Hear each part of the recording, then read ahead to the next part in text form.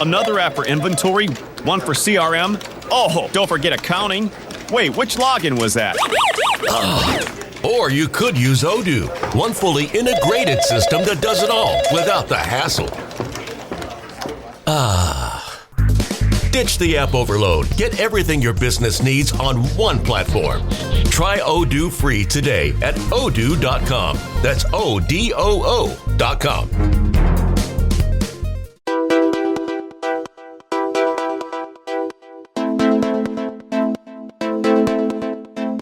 Hi there, everyone, and welcome back to Real Estate, Real and Unscripted with Nicole Miller. I'm excited to have you back here again this week. Thank you for joining us.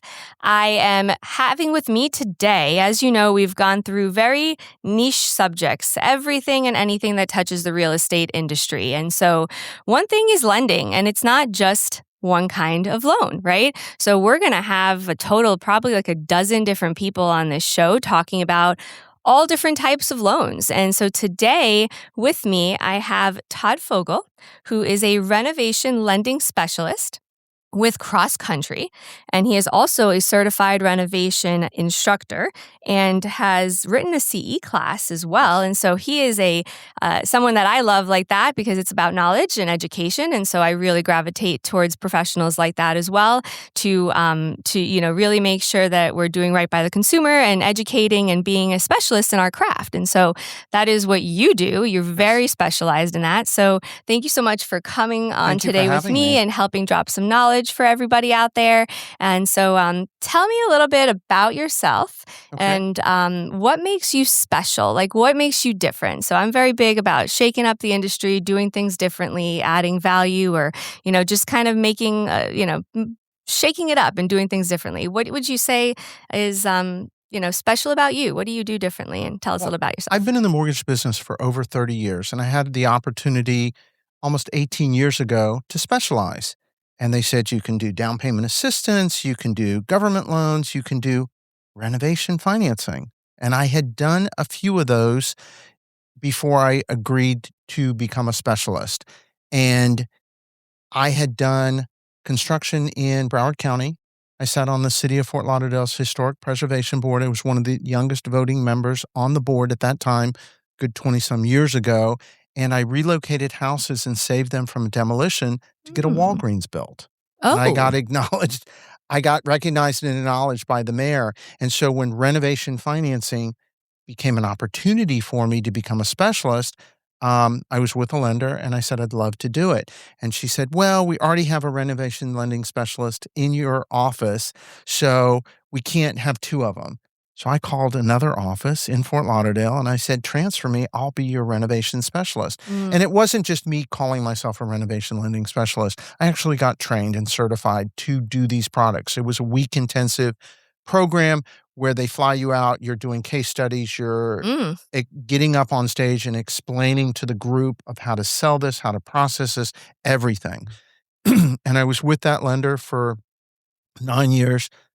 Moved to another lender for the last 7.5 years and just recently joined Cross Country Mortgage. So I have 17 years under my belt. But you asked what makes me different.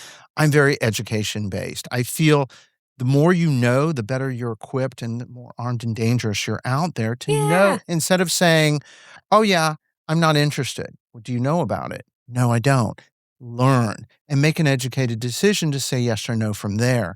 And so 5 years ago during COVID, because I had nothing better to do, I sat down and I wrote a CE course and got it approved in the state of Florida. And I teach renovation financing solutions to real estate agents for their continuing education credit. And I'm part of professional development committee for the Board of Realtors, and I teach at the boards. And I can bring that to local offices for real estate. So if a real estate office says, oh, we can get 30 people in the room, we're doing an education day, can you come teach for CE credit? I can do that. So what makes me different? One, my gift of gab, and also my enthusiasm. And when I decided to take on renovation lending, that's all I do in this market. So you'll never meet me at an event where I'm not wearing my Got Renovation t-shirt. Never do I go anywhere that I'm not wearing this shirt. And it really has helped me tremendously from a marketing standpoint instead of meeting you at a networking event and say, I do everything. I do everything. I got the best rates. I got the best service. I got the, and everybody says that. And you'll say to me, honey, I got a dozen of you. 100%. What do you do different? I do renovation financing. I know my stuff and I'm very good at my job. And I say that confidently, not arrogantly, because it's a tricky program. And a lot of agents will shy away from it. A lot of consumers will shy away from it because they don't know enough about it. And all they watch on TV is pretty, finding the house. Then they renovate for 15 minutes and then they do for way less than market value exists in your part of the world and too. They don't show all the problems Right. and the pitfalls of renovation financing. Yeah. So what makes me different is education based, and I'm enthusiastic about what I do. Amazing. So that is the premise of my show, and that is what I say. I'm education based. That is literally how I, speak out there, and even in my bio and whatnot, education-based agent. And that's a big part of how I work as well. And the whole premise of this show is to give people the knowledge that they know. And I've gotten so many calls recently. It was kind of cool about just random people that I know that were like, I listen to your show and can you get me the number for that guy? I have something going on and I didn't realize that was a thing. And so that was kind of cool to see, how it's important. It's important to people to have the education so they can make the right decisions. Absolutely. Because if they don't have that, they're lacking in making the best decisions possible. So yeah, I love that about you. So you started out before lending. So we were talking about your lending career. What brought you into finance and lending? And you started in a retail career? I was in retail working for Macy's. I was working for Macy's. I was going to be working for them too when I got out of college. I had an offer with Bloomingdale's Macy's. Yeah. I was working for Macy's and I worked with a gentleman and his wife worked for a lender and they'd come in every day for lunch and I would talk with her. And she came up to me after a couple months of meeting her husband for lunch. She said, you'd be a great candidate for lending. She goes, you look good, you're clean, you're polished, you speak well. And I started my lending career in 1990. Just from being recruited out of a department store. But department store is all customer service based. I was going to say, so how did your roots in that determine? Working in restaurants and then working in retail is all customer based. Finding out what the need is and helping satisfy the need and understanding the need and be compassionate about the need and not just treating someone as an order or a number or a file. Taking care in someone. I'm working with, and I'll give you this example, I'm working with a young lady. She's going through divorce. She's now going to buy a house and she's going to do $200,000 in renovation to it. And I called her and I said, I need to get this, this, and this from you. And she said, look, I've really had a bad day. She was texting me. And I said, well, what's going on? And she said, I had to put my dog down. And I said, can we talk? And she was like, really? And I raise, breed, and show dogs. Oh. So I have something different there. And so I said, I'd love to have a conversation with you. And this is my background. And we spoke for 30 minutes. And she was so touched that I was treating her as a real person and not the loan that I was taking and trying to close. And we spoke for 30 minutes. I said, take your time. I said, if you need the weekend, you need a few days. I said, that's fine. This is real life. Yeah. And so that also sets me apart. Yeah, no, I love that. We're very similar. I had retail management background as well. I did retail for 11 years, 12 years before I got into real estate. And I was a manager with Target. Had an opportunity to be in New York with Bloomingdale's and turned that down to stay home and come back here. And as my dad said, come home, work here.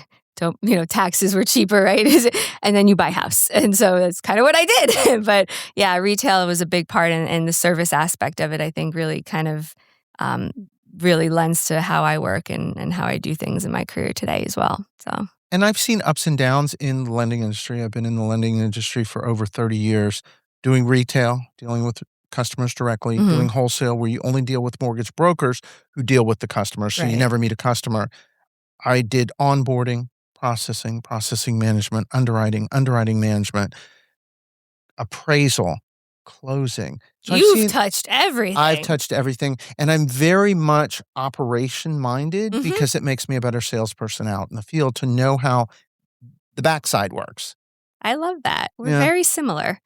I love that. 100%. That's how I work as well. And so was that just off topic? Like, were you in all those different worlds because you innately are the type of person who wants to know everything, right? Yes. Like you said, operation, like that's how I am as well. Like So that's why I do this show.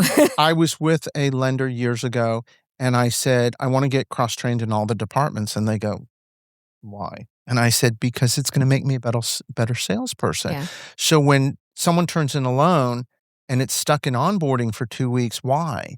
I can explain it because I understand onboarding. Right. It's stuck in onboarding because we got 500 files today. That's why it's stuck in onboarding. Instead of taking 24 hours, it's going to take 72 hours. And so I understood that. And I would be able to go to different departments and check and see what their backlog was to understand what my workflow was going to be. I love it. I'm very OCD, organized, and that kind of stuff. So it helps me to kind of be the silent in control freak. Mm-hmm. Get it. Not overbearing, but just we have a lot in common. silent. We have a lot in common. So jumping in, what is renovation financing and what are some of the products available to borrowers? What is the process when you're doing this? Kind of go through like the, Absolutely. meat and potatoes of it.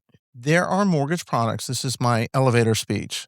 There are mortgage products out there to allow buyers to finance needed repairs or desired improvements at point of sale into one first mortgage with one application, one closing, one process.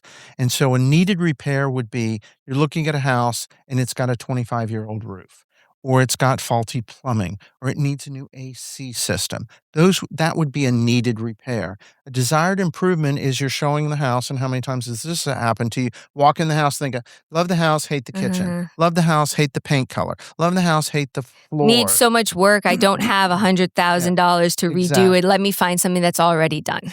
Exactly. Yeah. So a desired improvement would be putting in the new kitchen, putting in the new bathrooms, putting in the new floors, even changing a floor plan, adding an addition, putting in a pool. We can even deal with failed inspections, code violations, open permits. There's so many things that can be done with a renovation loan. And when I explain this to real estate agents and consumers, they go, oh my God, that's a great product. I've never heard about it. This has been around I was going to ask when. Since the 60s. So this loan product was established in the 60s. FHA wanted to encourage home ownership, and people couldn't afford homes, and what they could afford were not brand new move-in ready homes that were overpriced for that time, like they are still today, but it gave incentive for people, working class people who had good jobs, good credit, good income, but they just didn't have the cash to take on a house that maybe needed some work. So this has been around since the 60s. And so this can be done on a purchase or refinance. Okay. So if you owned a home and said, hey, I want to stay in my home, I want to now create a home office, create the podcast studio, whatever it may be, update the kitchen. Need the roof. Yeah, need a roof. We just don't have the money for it. We can refinance the existing mortgage and put the repairs on top into the mortgage. So the way the process works, if you as an agent were selling a home and it was a fixer-upper and it needed a new roof, buyer wanted to update the kitchen, put in a new AC, and update the bathrooms. And their budget was $100,000 to do those repairs, and you're selling the house for $500,000. We take that bid of $100,000, we send it to the appraiser, and the appraiser appraises the property in the future, looking at other comparables in the neighborhood. After repair value that already have these repairs done. So ideally, you want to see the house appraised for purchase price $500,000 plus repairs $100,000. You want to see this thing appraised for $600,000. Then the buyer puts their down payment based on $600,000. The lender lends the difference based on $600,000. We close on the house in its current condition, and we work with. And you as real estate agent, you get commission. Bye bye. You get your hugs. You're done.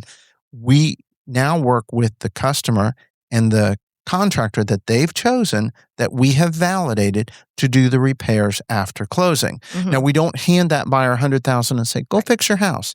Nor is this an equity line that they get a little checkbook and they're writing out checks. You guys are doing We the hold draws. the money back in a account within the lender.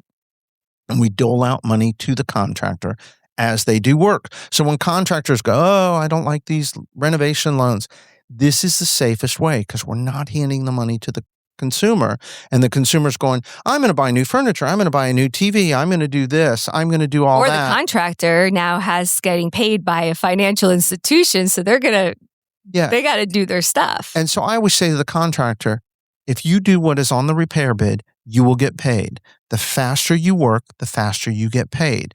And if the contractor says, well, I need of that 100,000, I need 50,000 to start, it's not going to happen. Yeah. So what does that look like in terms of draws and how you guys kind of the technicals? We hold the money back. We don't pay a contractor for work not completed. We will allow a partial materials draw to go to their vendors. They got to order special order items. They got to order the roof tiles. They got to order the AC system. They got to order the storm windows that are going in the house. We'll allow money to go to the vendors so the contractor is not out of pocket for that. Mm-hmm. But he's got to swing the hammer to the first draw to get paid. We're always going to base the draw on what the contractor tells us. I can get this done in 3 draws. It's like name that tune. I can get the house done in 5 draws. And we're always going to do a 10% holdback on each draw, and that's customary in the construction world until the work is complete. Notice commencement is closed, all the vendors are paid, and then we pay out that final. We're also going to do a 10% contingency. I was just going to ask, are you taking a contingency? Okay, there you go. We're always going to do a 10% contingency 10%. On the total repair bid. Okay. So if it's 100,000, we're going to do another 10. Okay. They're tearing out the kitchen. They didn't know that there was a roof leak. There was a water leak behind the sink, and all that's rotten. It's only 10%? Depending on the scope of work. Okay. If the electricity is off, or we can't test that the electricity is working, or the water's working, we might up that contingency. Mm-hmm. But usually, typically 10%. And it's not a license for the contractor to steal. No, you need the contingency. They need the contingency. So they can't, their bid is their bid, and they have got to get their bid done. But if they run into some cost overruns, they have a contingency. At the end of the necessary work, the roof, the window, the plumbing, the necessary work is complete, we can use that contingency for improved finishes. The customer says, God, I know we were talking about this granite for the kitchen, but I like this quartz better, and it's a little more money. We're able to spend and improve finishes. At the end, if there's money left over, they can do a change order to spend that money. Hey, we didn't do any repair work in the laundry room. Let's buy a washer and dryer. Let's put in a utility sink and some nice cabinets, and let's spend that extra $2,000 that was left over. Or we can allow that money to fall back to principal and be a principal reduction at the end. Oh, principal reduction. So they don't get it back. They don't get handed. Right. They don't get handed the gift. It goes to the loan. Okay. So I always suggest to the customer, hey, is there anything you didn't do and you want to spend on? Let's spend it. If you say, no, we're pretty good, have your principal reduced by the amount of money that was left over. What happens with like the projects with respect to the ARV versus the actual, like if the appraiser comes in and gives it a number and the work that they're doing is not going to marry with that number? Have you had examples? If you can give like an example of good question. Good question. So, example, we had the 500 plus 100 and we needed 600. Mm-hmm. We get 575. Depending on loan program, that deal is not dead. So under FHA, so the typical thought pattern is 500 plus 100, but you only get 75 and you get 575. So the real estate agent, the customer, they're going to think the deal is dead. Or now I've got to go back to the seller and renegotiate the sales price. And now it opens up a can of worms. Under FHA, only FHA, and there's several different programs, and I'll go through those in a minute. But under FHA, as a lender, we can lend 110% of an appraised value. Oh, okay. Under FHA, and it's important to repeat, we can lend up to 110% of an appraised value. So 110%, that extra 10% on 575 is $57,500. It's enough money to cover the 25 that I missed. So I don't have to go back to the seller. I don't have to go back to the real estate agent. I don't have to blow up the deal. And I can, if you ever get an email from me, the appraisal came in at a workable number to continue with financing as submitted. I'm going to be upfront You're with, figuring out the back end of that workable, yeah. I will be upfront with the consumer and say, hey, we needed 600, we got 75, but I can still proceed with financing as submitted. It doesn't mean your house is not worth 600,000. Today, the appraiser's opinion, based on the comps that he found, was 575. Because the renovation cost itself doesn't always translate Correct. on an appraisal. Correct. So you might pay 40 grand for this whole thing of kitchen and whatever it is, but on an appraisal, when they look at it, or a pool is a great example. When you trade a pool on market, you're not getting 100 grand for that pool. And also roof. Every house should have a roof. Roof has to have a roof. There's no, a house has to have a roof. There's perfect example. There's no value of better value to house because roof is newer. It's like a general condition value that kind of gets lent to it from an appraiser. And it also doesn't mean in 3 weeks' time, we send a different appraiser out and he comes back at 610. 100%. It's an opinion of value. It's and opinion there's a of value.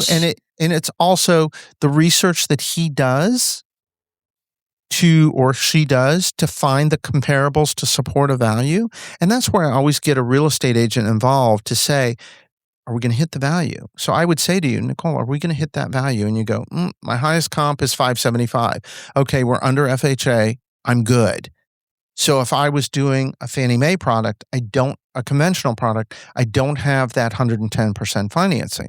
So I might say, hey, we may not see as strong of appraisal, and I might be able to get a better rate, a better program under FHA for the buyer if it meets all guidelines. So I always explain all options, but talk to the real estate agent to find out where our comparables are.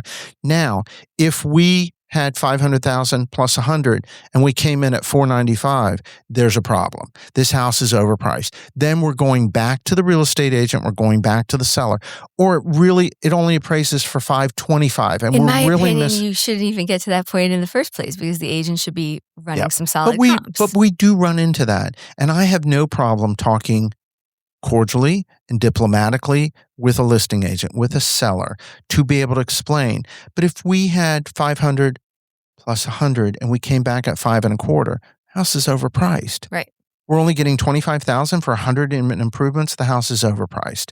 And let's not lose the deal, and let's figure out a way that we all work together and they lower the sales price, or they do a concession, or they do something to hold it together. You have a buyer that's interested in this home, that's invested, that has done all this work. You've had the house on the market for... And if it needs work, sorry to interrupt you, but if it needs work, and that's another caveat of the benefit of this type of program, because if it needs work, there's only so much work the end user either can carry and do and have the finances, have the capacity to do, because a lot of people don't want to have to deal with all of that. So then your house gets bucketed into the investor pool. So it's kind of one of those things that I do a lot of homes that are renos, gut jobs, inherited, hoarder situations, like the houses, a lot of them. That's just kind of what has come my way. And I've seen through my years of hundreds of listings and thousands of feedbacks, I know when I see that house exactly what my buyer is going to be and exactly what everybody who's going to walk in that door is going to say. And it's usually the end user who's like, it's too much, right? So then you put yourself in another bucket. So it behooves a seller to really listen to you in those circumstances, because they're effectively, it might not be as exciting for them, but if they're having a house that needs that work, they are not necessarily going to be getting like their doors banged down on, because the buyers are not And how many times have you listed a property or seen a listing that says as is, no financing? And that shoots a seller. Yeah, that shoots a seller in the foot. Yeah, they don't realize because you're going to get someone that looks at a house and says no financing, and they're going to swipe. Next, and they're going to look right past it. I always encourage listing agents and sellers, add one sentence to your listing. This property is eligible for renovation financing for needed repairs or desired improvements. This property is eligible for renovation financing for needed repairs or desired improvements. Call for more information. Yeah. Then you're going to get lookers that go, love the house, it needs some help, but they're talking about renovation financing. Let's call. Instead of saying cash only, no financing. Yeah. Not going to call on that one. Yeah. So there are so many ways to do this, and it's a great, great program. And when I decided to have this as my niche, I thought, let's have fun with it. Let's enjoy what we do. You come across so many people in daily lives. I hate my job. I hate my boss. I like what I do. Yeah. I have fun with Well, what I do. you have to. You have to. And I'm such a big proponent about that and I got out of a career that, oh God, to be able, and I said to myself to this day, I'm in business for myself to enjoy what I do. Yep. And if I'm not enjoying what I do, then what am I doing? And then I have Yep. to reevaluate, right? So I think that that's huge. Yeah. And I realized years ago when I decided to become a renovation lending specialist that it wasn't a job anymore. It was a lifestyle. And it was how I live my life. Get up in the morning, I go to the gym, I'm on the phone, I'm talking to clients after 5 p.m., the weekends. It was just part of my lifestyle. Yeah. And once I made that decision to make it my lifestyle and not a job anymore, I was more successful. Yeah. And I was enjoying it more instead 100%. of being like, oh my God, I got to get through my day. So you were talking about, I'm kind of just going to get into the weeds on one thing. So you were talking about how you get a quote and the quote from the contractor or whatnot. So describe that process a little more in depth. Like, are you getting multiple quotes? How is that determined? So I always suggest to buyers, get multiple quotes. Do they have to? They don't have to. Oh, okay. But I would say get multiple quotes to see what's out there, because dealing in a renovation is multifaceted. You have the contractor's bid and all the cost, but you have the contractor's work ethic. You have his personality.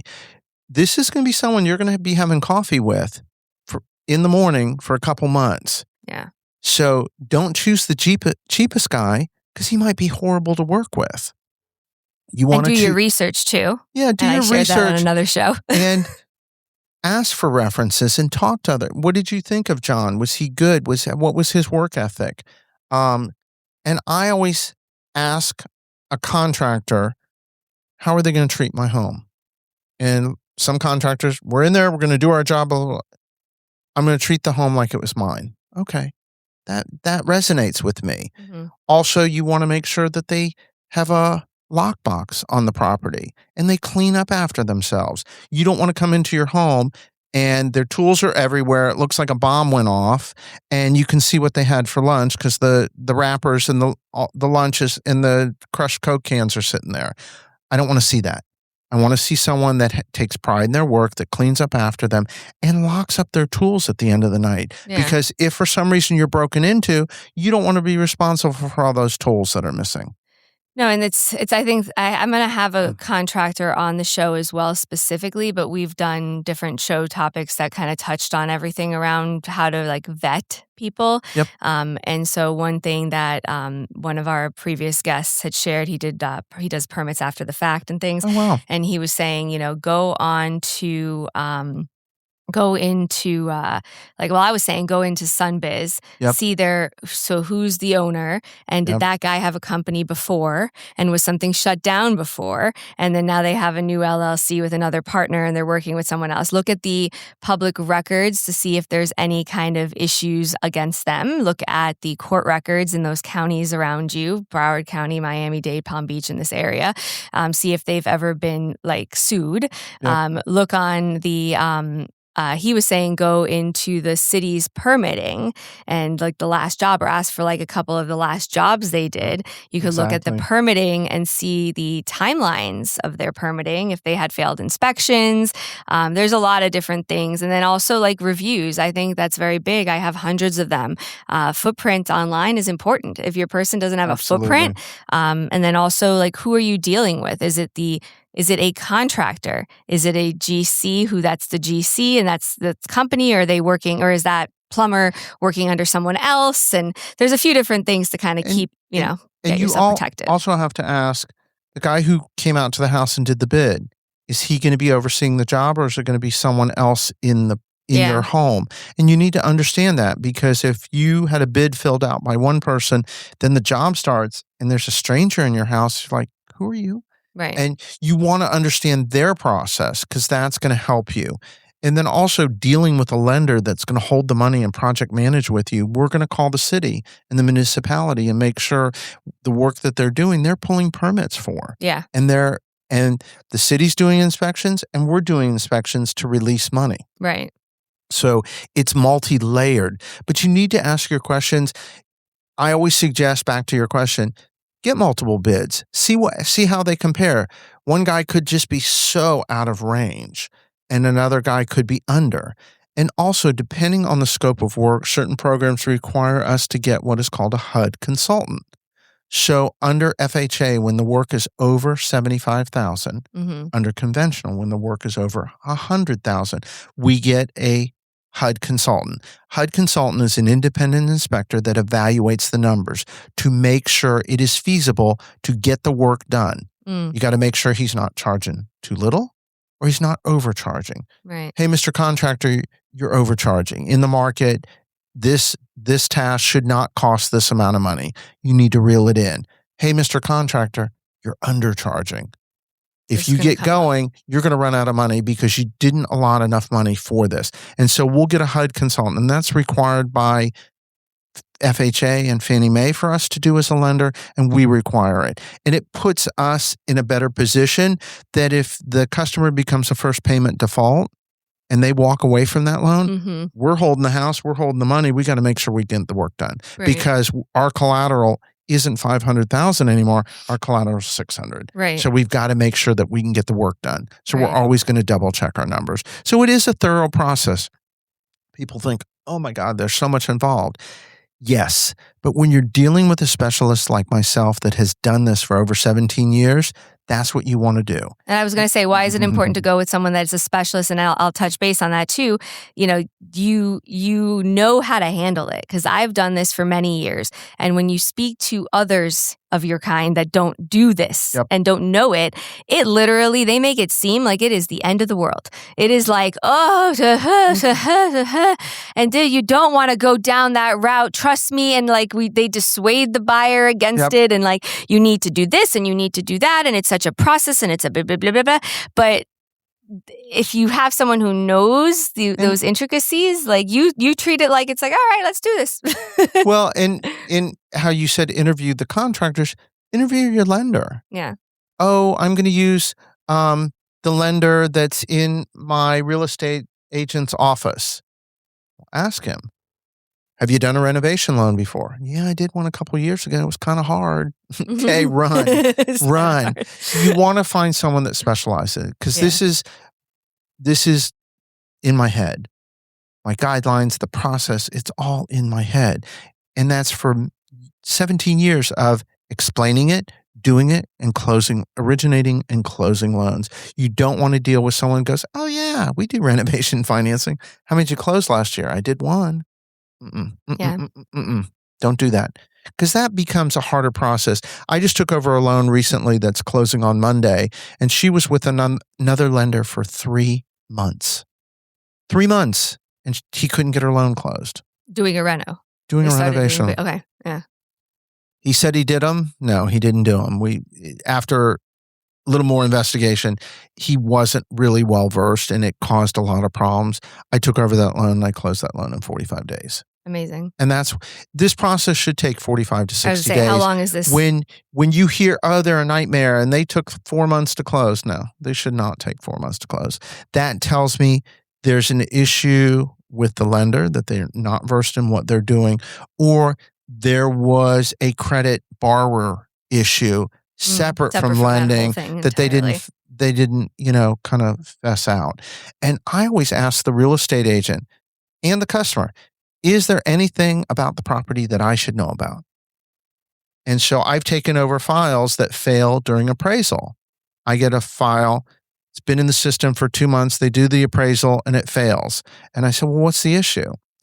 Well, it's a 2-story house and there's a hole on the second floor and they have a piece of plywood and a ladder over it. Is that an issue? That's a big issue.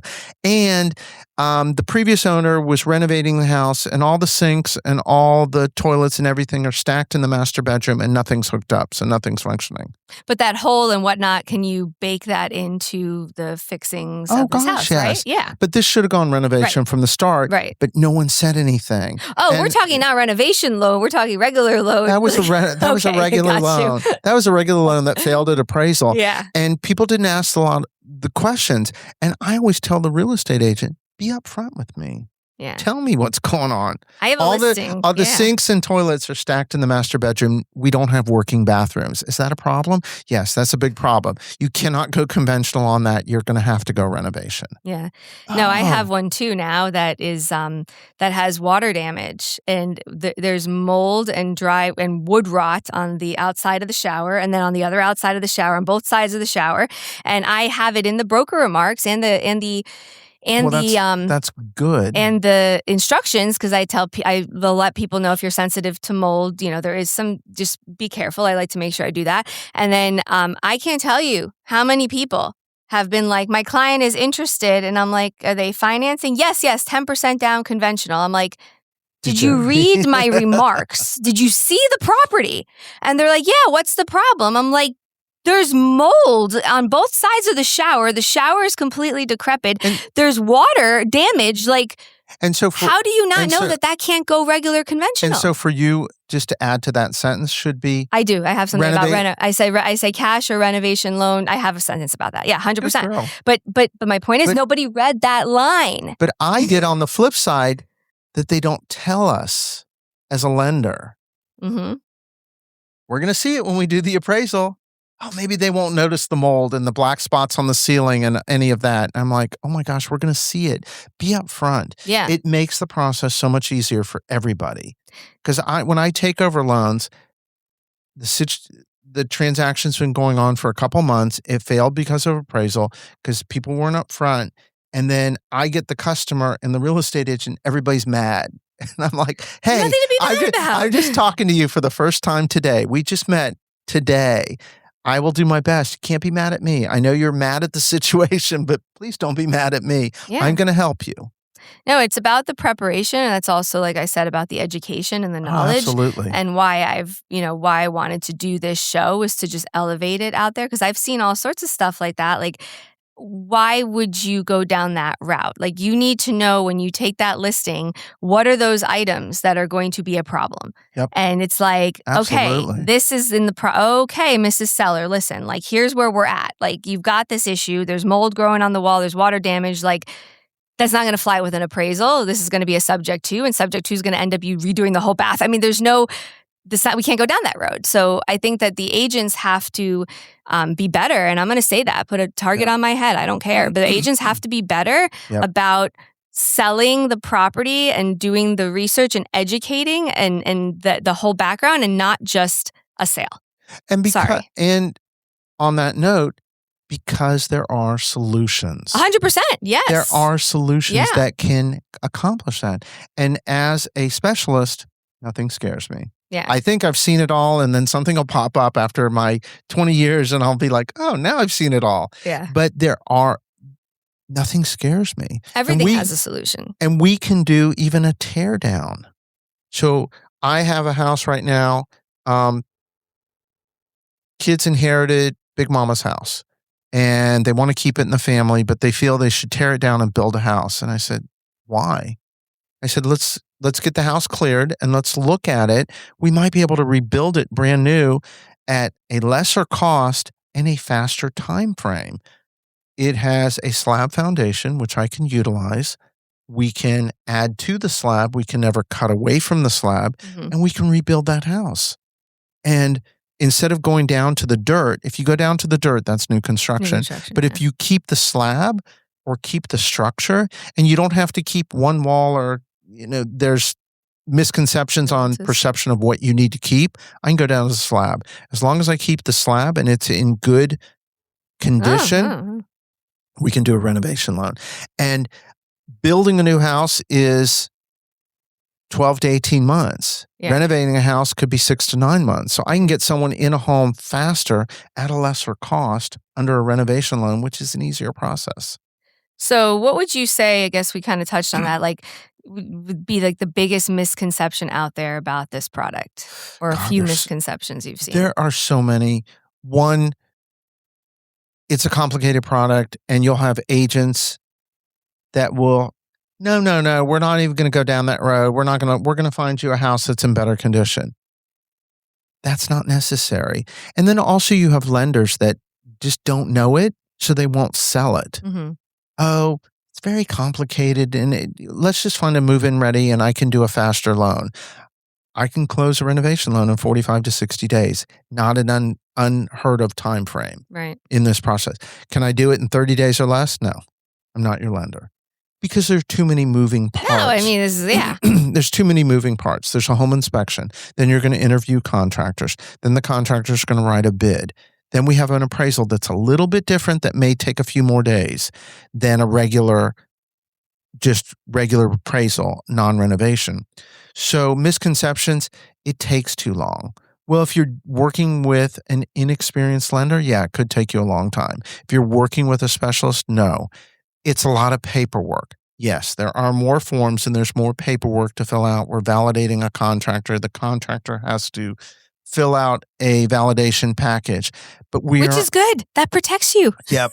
And we're under the digital age that you're not hand signing and writing out paper. It's all done online through the computer. It's all done that way. So the paperwork is not really an obstacle.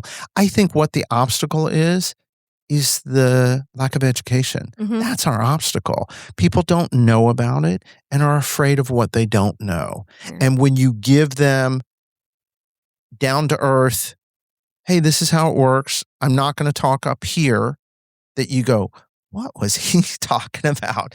I'm going to talk on a level and just explain it in simplest terms, that it is achievable. This is an achievable loan. I wouldn't have a career if it wasn't. No, 100%. And you specialized it. And, what comes to mind, I think, you see on the news, a lot of people are saying, oh, all these big institutional investors owned all this property, right?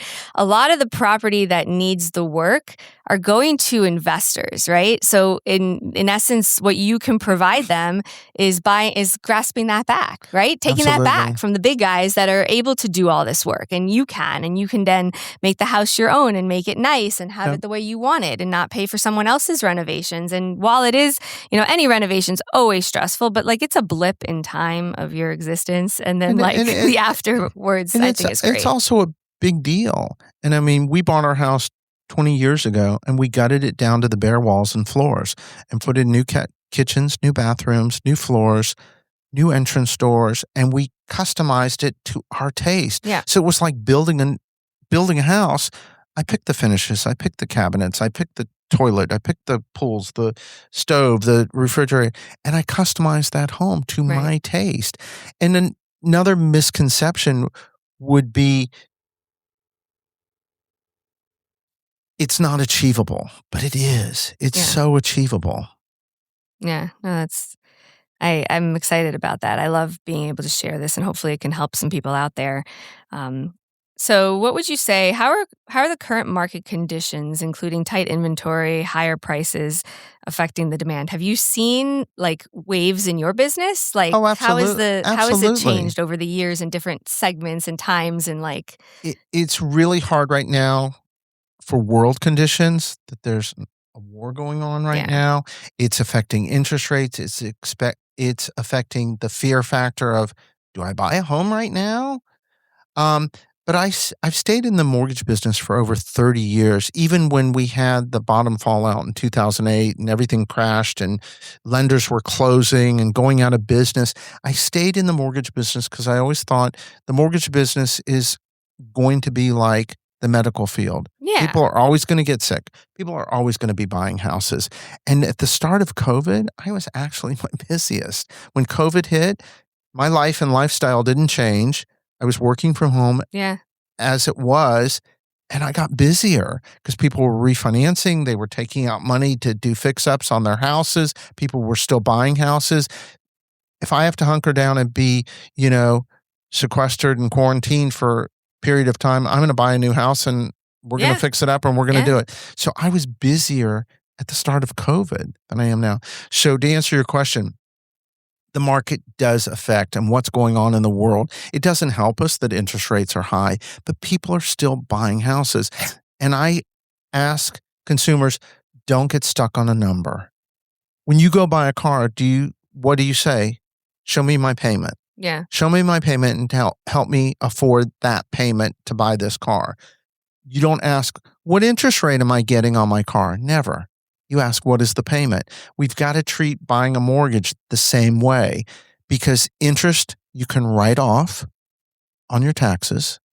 So be concerned about the payment that's going to get you into the house, and let's figure out how to get that accomplished. Mm-hmm. Yeah, for sure. What do you have any horror stories or any kind of like for the record books of situations that you, or even examples of where something may have gone wrong and you fixed it, or some any kind of one of Well, I mean, the horror story of recent was my phone rings at 9:00 at night, and I pick up my phone, and the name is in my phone, and I'm like, okay. And I answer my phone, and it was real estate agent. She said, I met you 2 years ago at a first-time homebuyer seminar. You taught a course on renovation financing. You were in my phone. This is what's going on. I have a borrower that's been with a lender for over 3 months, and they can't close it. And they've promised her down payment assistance. They've promised her all this stuff. And I'm like talking to her, and I go, well, that won't work, and that won't work. And she went, and I said, I know renovation financing very well. I know what will work, what won't work. Down payment assistance usually doesn't work with renovation financing, because down payment assistance usually is what is called a silent second. Mm-hmm. The community will give you $20,000 towards your renovations as long as you stay in the home for 10 years. And that little mortgage or loan goes to sleep. But if you sell the house, it wakes up and now becomes required to be paid off. And so we can't do down payment assistance money unless it is free money. A grant. Yeah. And so they were promising down payment assistance. And then also they were explaining to her certain repairs needed to be done when they didn't need to be done. And certain lenders have requirements, or what are called overlays. Yep. That require. And so this was a person that the real estate agent called me at 9:00 at night. Oh. And I said, let's get your customer on the phone. And she went, really? And I said, you called me. She goes, well, I expected you to call me back tomorrow. And I said, you called me. And I always end every conversation when I'm dealing with a real estate agent, a customer. If you have any questions about anything we spoke about or didn't speak about, I am not untouchable after 5:00 or weekends. So she took it to heart. She must have heard me say it. And she didn't expect me to call. We got her customer on the phone, and I said, you can't do down payment assistance. We figured out a way to restructure the loan that the seller gave a credit to help her with that money that she wasn't getting in down payment assistance. We got the contractor vetted and validated that week, got the appraisal ordered, and she's going to closing. And so the horror stories become when everybody's not informed. Mm-hmm. Everybody's not informed. Oh, we won't say anything, like what we discussed. Those are the horror stories. Or we get into the house and the contractor isn't addressing all the work, but the appraiser's going to catch it.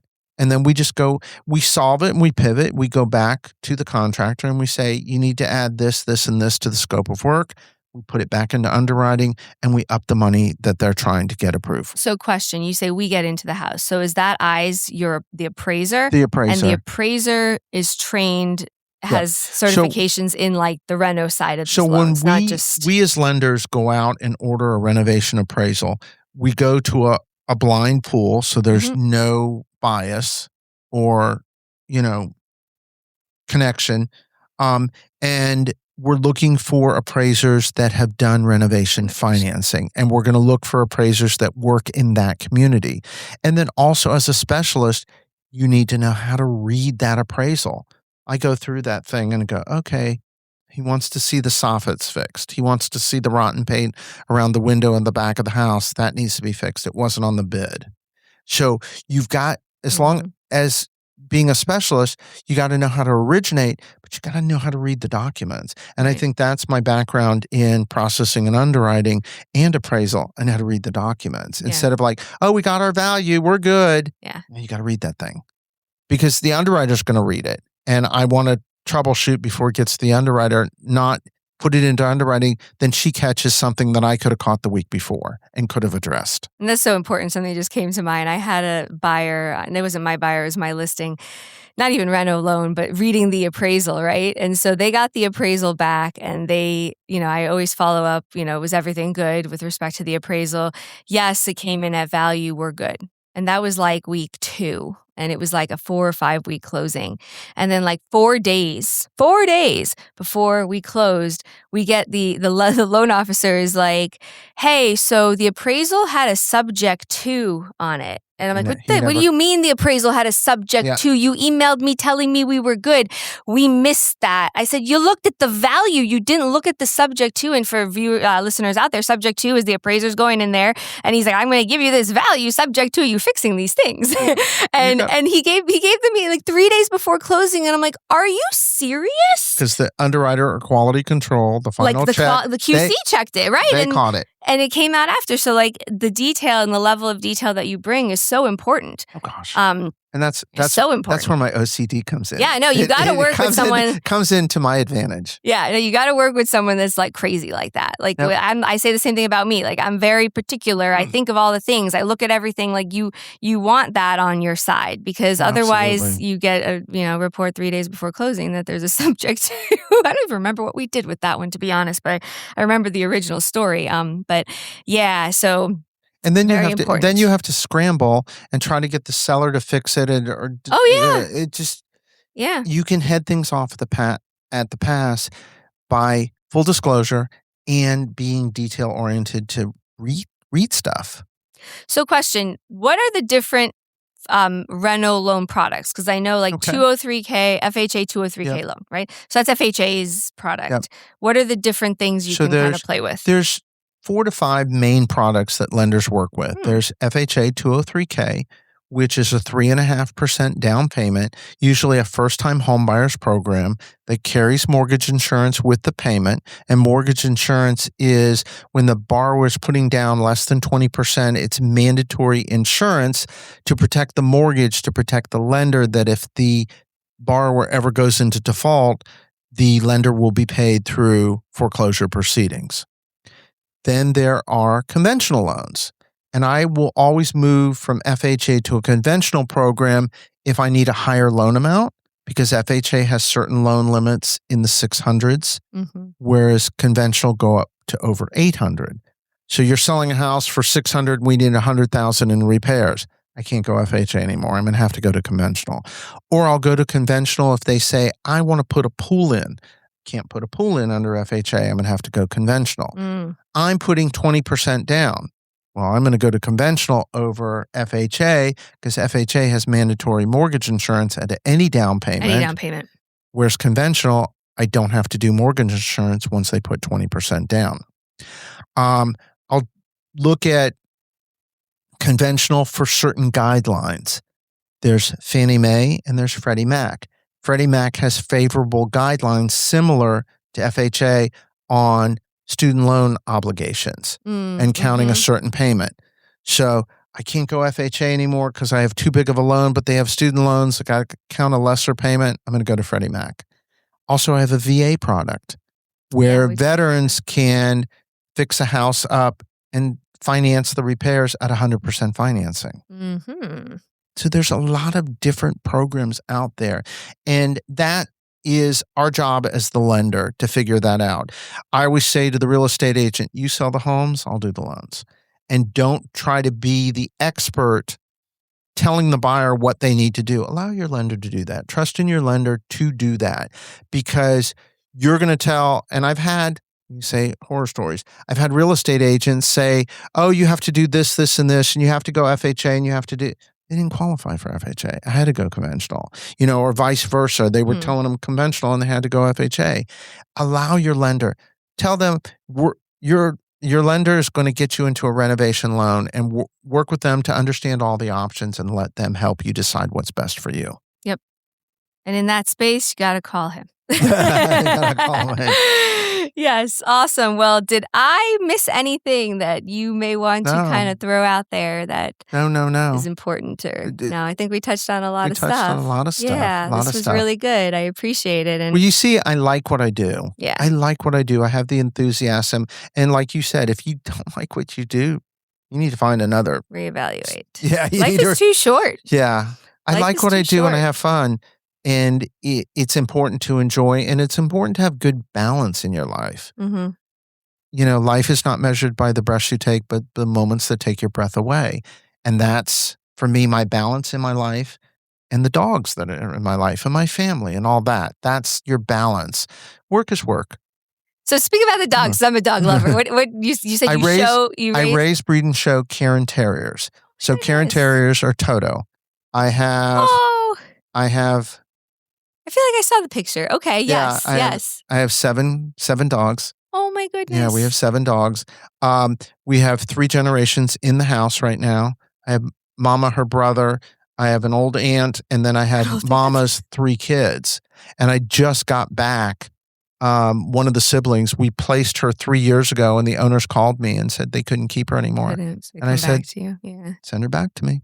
And we're actually traveling in 2 weeks to Illinois for a 5-day, 5-dog show weekend. Ooh. Yeah, and I'm competing with the new girl that I just got Is back. that something on like a televised show or no? Just something small. Just Okay. a local I'll show. show it. A local show. Yeah. But it creates good balance in my life. Yeah. And- Dogs are great. Yeah, dogs are great. I work from home. I always say my office is beautiful, and I take my dogs to work every single day. I And love it's it. really cool. Really, really cool. I love it. Yeah. I have a golden doodle and we got ourselves a puppy, golden retriever from a rescue. Oh, wow. And she is a lot of puppy. She's 8 months old now. And, but she's delicious. Oh, They're that's so good. cute. We That's love very dogs. good. Yeah. And that's what you have to have. That's the small joys in life. Yeah. That's the small joys in life. Amazing. Well, thank you so much You're for so joining me, welcome. Todd. Thank you for having me. Yeah, no, this was great. Let everyone out there know where they can reach you best. What's, Okay. if they're So interested. The best way to reach me is on my cell phone. And as you heard me say, I am not untouchable after 5 o'clock or weekends. And my cell number is 954-868-7015. I do have a YouTube channel that has great information. I do a weekly message, and I have over 26 episodes of that message called Reno Toolbox. And that is on YouTube at 203K Todd. And you can find me those 2 ways are the best ways. But just pick up the phone and call me. And I always say, if I can't answer my phone, I can't answer my phone. But if But you he'll say, call back. hey, I saw you on Nicole's podcast and I have some questions, can I call you tomorrow? I'll reply back. Because everybody who says, oh, I didn't have my phone or I didn't see my phone. Yeah, that's not true. My phone's right here. And we have our phones with us. But we have balance too sometimes. You need to have some Yeah, balance. You need to have some balance. But Be in like your I show said, with the dogs. it is a lifestyle. Yeah. And when someone reaches out to you, they want to answer from you. So Yeah. to ignore, in our work, to ignore someone and not return a call for Oh, yeah. hours or days on end, okay, good luck. Yeah. Awesome. Well, I'm so glad you were able to join, and we had a lot of info put out on this show today. If you guys have any questions and want to connect, please don't hesitate to reach out to Todd. He's wonderful. Like I said, specializing is super important. You want to be able to really work with someone who knows all those little details of something specific as much as something like this specifically. So thank you guys for listening. If you have gained anything from this show or could think of anyone who would value from it, please share, like, subscribe. Would love to be able to get more people listening. And, that's the idea of this, is to make sure that everyone has the right information in their hands to make the best decisions for themselves and their families. Thank you all for joining me today, and I look forward to seeing you on the next one.